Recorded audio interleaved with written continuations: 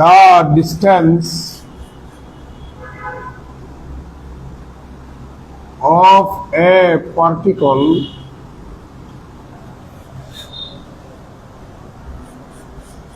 moving in a straight line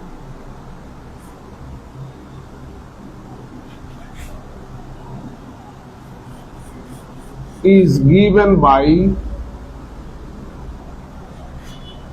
x equal to a cos nt plus b sin nt.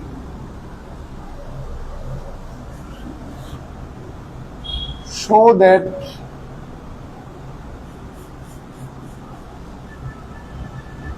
its motion is simple harmonic motion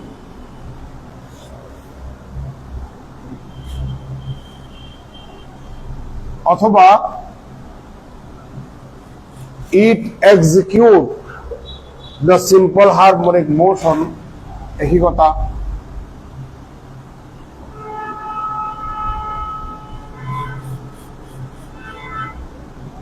the simple harmonic motion and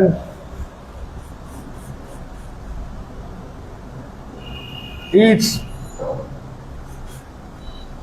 periodic time is twice pi divided by L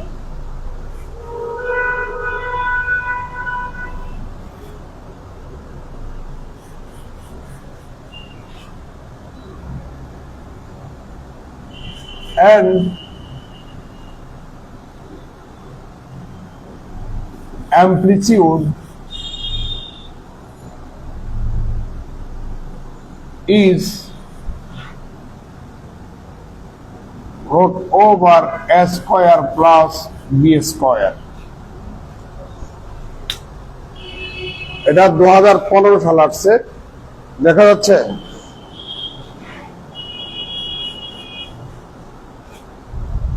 এটা আমার ইয়া থেকে ওই ফেসবুকে শোনা যাচ্ছে কিনা দেখো তো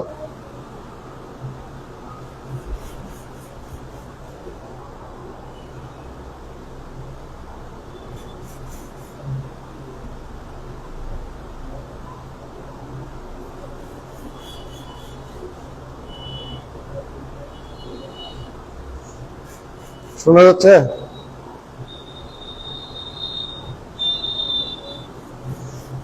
শোনা যাচ্ছে যাচ্ছে শোনা যাচ্ছে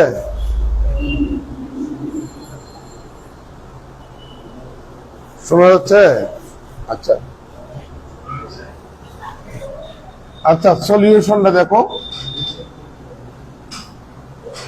একটা পার্টিকল একটা সরল রেখা বরাবর মুভ করতেছে টি সময়ে পার্টিকলটা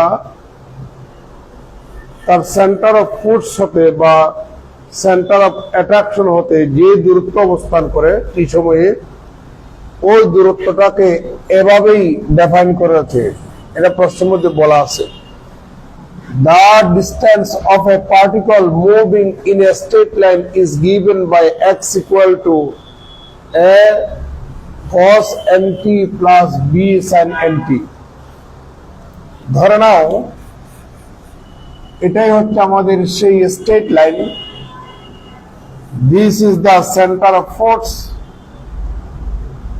পার্টিকলটা ধরো এ বিন্দুতে রেস্টে আছে নিশ্চয়ই এম্বল বিশিষ্ট আমরা বাম হাতে একটা স্টপ ওয়াচ নিলাম ডান পাশের এই আঙ্গুলটা দিয়া এই পার্টিকলটার উপরে ফোর্স ক্রিয়েট করলাম ফোর্স ক্রিয়েট করার সাথে সাথে স্টপ ওয়াচটা অন করলাম ধরে নিলাম কি সময়ে পার্টিকলটা পি বিন্দুতে এসে পৌঁছেছে তাহলে টি সময়ে পার্টিকলটা পি বিন্দুতে এসে পৌঁছেছে। এখানে টি সময় বলতে 1 সেকেন্ড হতে পারে, 2 সেকেন্ড হতে পারে, 3 সেকেন্ড হতে পারে। ধরো 1 সেকেন্ডে পার্টিকলটা এখানে আসছে, দ্বিতীয় সেকেন্ড এখানে, তৃতীয় সেকেন্ড এখানে, তাহলে সময়ের সাপেক্ষে আমার সেই পি বিন্দুটাও মুভ করবে। তাহলে যেহেতু পি বিন্দুটা একটা মুভিং পয়েন্ট, ও বিন্দুটা কিন্তু ফিক্সড, তাহলে আমার ওপিটাও কি হবে, ভেরি করবে সময়ের সাপেক্ষে। তাহলে আমরা ওপি সমান এক্স ভেরিয়েবল ধরে নিলাম, ডিস্টেন্স। তো পি সময়ে পার্টিকলটা পি বিন্দুতে এসে পৌঁছেছে, তাহলে ও থেকে পি এর দূরত্ব হচ্ছে এক্স, অর্থাৎ সেন্টার অফ ফোর্স হতে এক্স দূরত্বে টি সময়ে পার্টিকলটা অবস্থান করে। আর এক সমান এভাবে দেওয়া আছে।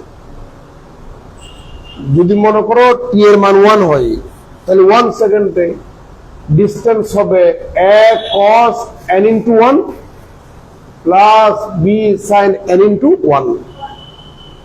যদি 2 সেকেন্ড বলে, টি এর মান যদি 2 হয়, তাহলে 2 সেকেন্ডে পার্টিকলটা x দূরত্বে অবস্থান করবে, তবে x এর মান হবে a cos 2t plus b sin 2t, এভাবেই 12।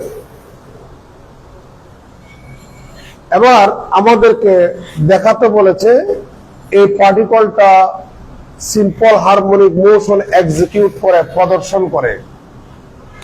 অর্থাৎ পার্টিকলটার মোশন, যে সিম্পল হারমোনিক মোশন, সেটা আমাদেরকে শো করতে বলেছে। Total time of complete oscillation twice pi divided by n, এটা প্রমাণ করতে বলেছে। এবং অ্যামপ্লিটিউড, বিস্তারটা যে root over a square plus b square, সেটাও প্রমাণ করতে বলেছে। এখানে 3টা কাজ আমাকে প্রমাণ করতে বলেছে। পার্টিকলটার মোশনটা অথবা পার্টিকলটা এক্সিকিউট করে, প্রদর্শন করে সিম্পল হারমোনিক মোশন, এটা তো প্রথম কাজ। দ্বিতীয় নম্বর কাজ, তার পিরিয়ডিক টাইম বা কমপ্লিট টাইম অফ অসিলেশন হচ্ছে twice pi divided by n। আর অ্যামপ্লিটিউড হচ্ছে, বিস্তার হচ্ছে root over a square plus b square. বিস্তার কাকে বলে আমি এটা বের করার সময় ডেফিনিশনটা দেব, এখন বললে ডেফিনিশনটা মনে নাও থাকতে পারে। আচ্ছা, আপনারা জানেন the equation of simple harmonic motion হচ্ছে d square x dt square equal two minus mu x। যদি আমি এখান থেকে এটা দেখাতে পারি, এটা দেখলেই আমরা বুঝে নেব পার্টিকলটার মোশনটা সিম্পল হারমোনিক মোশন। আর টোটাল পিরিয়ডিক টাইম বা কমপ্লিট টাইম অফ অসিলেশন হচ্ছে twice pi divided by root over কত, মিউ। এই ফর্মুলাটা অ্যাপ্লাই করে আমরা এটা বের করব। তাহলে দেখুন, given that দেওয়া আছে যে x equal to a cos nt plus b sin nt। x কে কয়বার ডিফারেন্সিয়েশন করতে বলেছে? 2বার। আমরা 2বার ডিফারেন্সিয়েশন করব। সুতরাং dx dt equal to minus an sin nt plus bn cos nt। এটাই তো আমাদের ভেলোসিটি। সুতরাং অ্যাক্সিলারেশন, ওটাকে আবার আপনি ডিফারেন্সিয়েশন করুন, equal to minus an square cos nt minus bn square sin nt, और d square x dt square equal two minus n square. যদি আপনি কমন নেন তাহলে পাবেন a cos nt plus b sin nt, और d square x dt square equal two minus, আমি n স্কয়ারটাকে mu ধরে নিলাম, আর এটা হচ্ছে আমাদের সেই এক্স। একটু পরিচয় করিয়ে দিই, হয় আর মিউ সমান এন স্কোয়ার, তাহলে সুতরাং এন সমান হচ্ছে রুট ওভার মিউ। তাহলে এটা আর এটা সেম কিনা এটা দেখলে আমরা বুঝে নেব পার্টিকলটার মোশনটা সিম্পল হারমোনিক মোশন। তাহলে আমরা এখানে লিখব which shows that,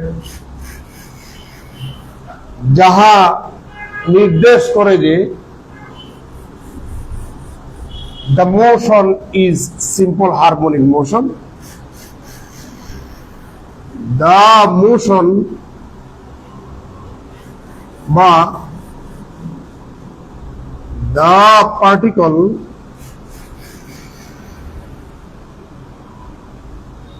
executes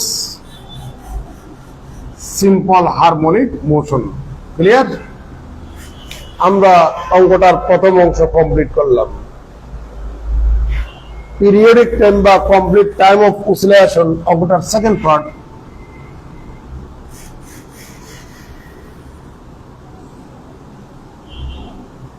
periodic time is বড় হাতের টি, মনে আছে তো? Twice pi divided by root over mu. গত ক্লাসে প্রমাণ করছিলাম equal to twice pi divided by root over mu সমান কত যেন ছিল? এন। আমাদেরকে সেটা প্রমাণ করতে বলছে, আমরা সেটা প্রমাণ করলাম। এবার অ্যামপ্লিটিউড নির্ণয় করতে হবে, অঙ্কটা third part.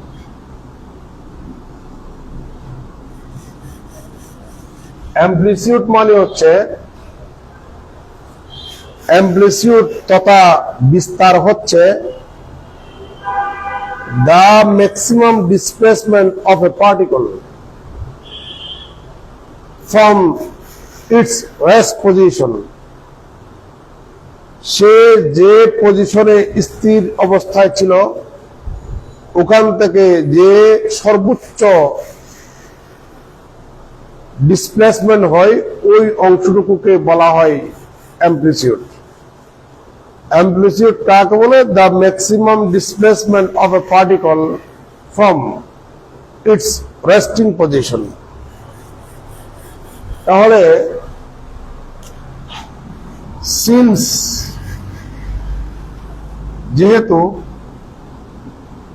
The amplitude is the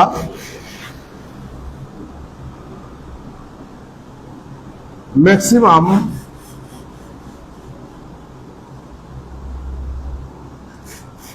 displacement from displacement of the particle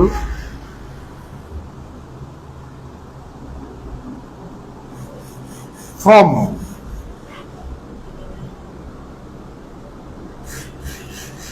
its resting position. So, এবার একটু অনার্স ফার্স্ট ইয়ারে যাই। অনার্স ফার্স্ট ইয়ারে আপনারা একটা চ্যাপ্টার পড়ছিলেন ক্যালকুলাসে, চ্যাপ্টারের নাম হচ্ছে ম্যাক্সিমাম এন্ড মিনিমাম ভ্যালুস। কোন একটা ফাংশনের ম্যাক্সিমাম ভ্যালু এবং মিনিমাম ভ্যালু স্থিতির জন্য ওই ফাংশনটার ফার্স্ট ডেরিভেটিভকে শূন্য ধরতে হয়। এটাকে বলা হয় the necessary condition for the existence of maximum and minimum values of a function. তাহলে যেহেতু অ্যামপ্লিটিউড হচ্ছে ডিসপ্লেসমেন্টের ম্যাক্সিমাম, মানে ম্যাক্সিমাম ডিসপ্লেসমেন্ট, তাহলে ডিসপ্লেসমেন্ট ছিল এক্স। তাহলে এক্স এর ম্যাক্সিমাম ভ্যালুর জন্য এক্স এর ফার্স্ট ডেরিভেটিভকে কি ধরতে হবে? শূন্য ধরতে হবে। তাহলে dx dt equal to 0, that is dx dt সমান হচ্ছে minus an sin nt plus bn cos nt equal to 0। Or আমরা উভয় পক্ষে n দিয়ে ভাগ দিয়ে দেব, cosটাকে ডানে নিয়ে যাব, তাহলে পাবো a sin nt equal to b cos nt, or এটাকে ডানে নিয়ে যাবো, কসটাকে বামে নিয়ে আসবো, তাহলে পাবো sin nt divided by cos nt equal to b divided by a, or tan nt equal to b divided by a। Amplitude মানে তো আমাদের একটা ডিসপ্লেসমেন্ট, তাহলে ডিসপ্লেসমেন্ট কত বলেন তো দেখি, x। তাহলে x এর মধ্যে আমাদের cos আছে, sin আছে, তাহলে আমাদের এখান থেকে sin এবং cos এর মানটা বের করে এখানে বসিয়ে দিলেই আমরা অ্যামপ্লিটিউডটা পেয়ে যাব। এবার এটা হচ্ছে আমাদের tan nt এর মান, এটা হচ্ছে tan nt এর মান। এগুলো আমি মুছে দিচ্ছি। এখন আমরা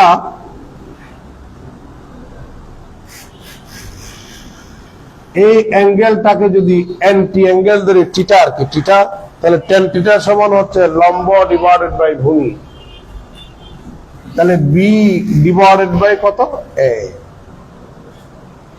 যেহেতু এটা একটা রাইট অ্যাঙ্গেল ট্রায়াঙ্গেল, সমকোণী ত্রিভুজ, সমকোণী ত্রিভুজের ক্ষেত্রে পিথাগোরাস নামক একজন গণিতবিদ আছে, এটা জানো? ওনার একটা বিখ্যাত উপপাদ্য আছে, সেটা হচ্ছে অতিভুজ স্কয়ার সমান হচ্ছে ভূমি স্কয়ার প্লাস লম্ব স্কয়ার। তাহলে অতিভুজ সমান কি হবে, রুট ওভার ভূমি স্কয়ার প্লাস লম্ব স্কয়ার। তাহলে সাইন থিটা সমান হচ্ছে, এটাই তো থিটা, থিটা সবসময় ভূমি এবং অতিভুজের মধ্যবর্তী অ্যাঙ্গেল হবে। আর জাহেদ স্যার, আল্লাহ স্যারকে অনেক বছর হায়াত দান করুক, সুস্থ রাখুক, অসাধারণ পড়াতেন এই যে মেকানিক্স আমাদেরকে, সিরা ইউনিভার্সিটি টিচার স্যার। আমার জীবনের 1 থেকে 20 নাম্বার পর্যন্ত স্থান জোড়াই আছে। মানে কেউ যদি আমাকে জিজ্ঞেস করে আমার জীবনের সেরা সেরা টিচারের নাম বলুন, আমি 1 থেকে 20 মার্ক পর্যন্ত শুধু জাহাজ স্যারের নামই বলবো। এই খুঁটিনাটি জিনিসগুলা এত সুন্দর ব্যাখ্যা দিতেন স্যার, মেকানিক্স অসাধারণ পড়াতেন, 3 ডাইমেনশনাল জিওমেট্রি অসাধারণ। আমি তো একদম অনার্স ফার্স্ট ইয়ার পর্যন্ত বলতে গেলে ম্যাক্সিমাম সাবজেক্ট স্যারের কাছ থেকে পড়া। তাহলে সাইন থিটা সমান হচ্ছে লম্ব ডিভাইডেড বাই অতিভুজ, তার মানে b divided by root over a square plus b square. আর সাইন nt cos nt বা cos থিটা সমান হচ্ছে ভূমি ডিভাইডেড বাই অতিভুজ, তার মানে a divided by root over a square plus b square. আমার নোটের মধ্যে কিন্তু আমি এইভাবে করি নাই, আমি সরাসরি tan থেকে sec এ চলে গেছি, sec থেকে cos এ চলে গেছি, cos থেকে sin এ চলে গেছি। এভাবে হলে আরো ইজি হয়। আপনি sin এবং cos এর মান এখানে বসাই দেবেন, এটাকে একটা নাম্বার দেন।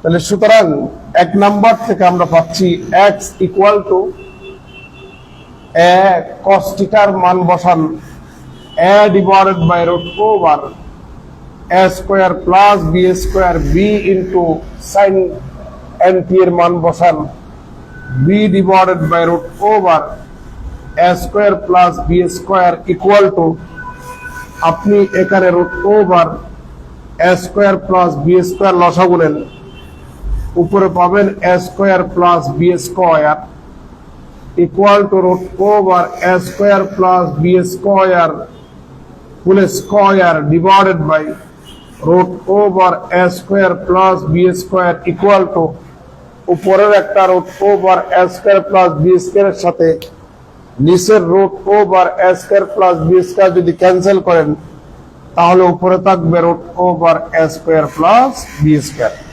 এটাই হচ্ছে আমাদের অ্যামপ্লিটিউড। এটা 2015 সাল আসছে। হ্যালো, এটা 2015 সাল আসছে। তুলে নেন।